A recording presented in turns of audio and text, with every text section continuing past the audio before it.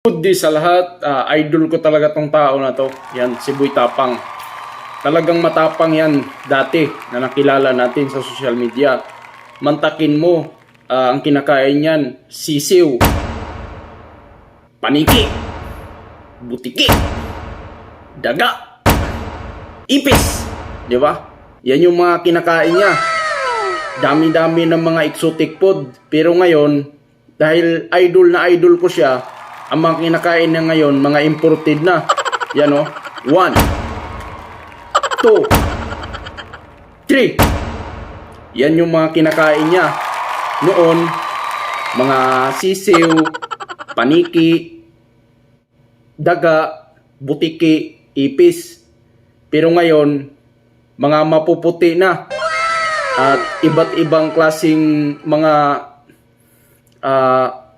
hindi natin alam kung anong matatawag natin ito kasi dati exotic food yung kinakain niya, ngayon imported na exotic na siguro to, no?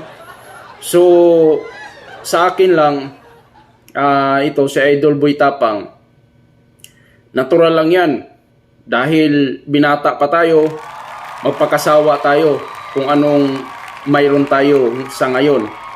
So natural lang yan sa isang tao, sa binata, natural lang yan. Pero pag once na magkaroon ka ng asawa, tapos papatol ka sa mga ganyan, wala yan, hindi kita idol. Ngayon, idol na idol kita, Boy Tapang, dahil nga dati mga kinakain mo, exotic. Ngayon, exotic na imported na, kung matatawag natin. So, yan, napakagaling kasi lalong sumikat ka, lalo na ngayon na mayroon ng issue kayong dalawa. So ipagpatuloy mo yan, idol, para sa pamilya mo. Alam ko na marami kang tinutulungan pamilya dyan o mga kapitbahay mo.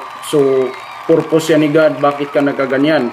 So madali lang yan malusutan dahil mapira ka na. So kaya idol na idol kita. Kaya good luck sa journey. At sana magpakasaya ka sa kasama mo ngayon na imported na exotic, o hindi natin masasabi kung anong animal o yung kasama mo ngayon na chicks.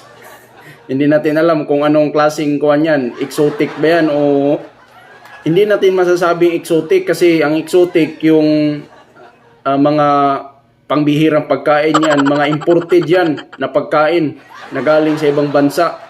Kung tawagin, kasi mapuputi yan mga idol. Puti yan. Yan yung mga pinaka-the-best na hinahanap ng mga lalaki, no? So, good luck na lang sa'yo at magandang gabi sa ating lahat.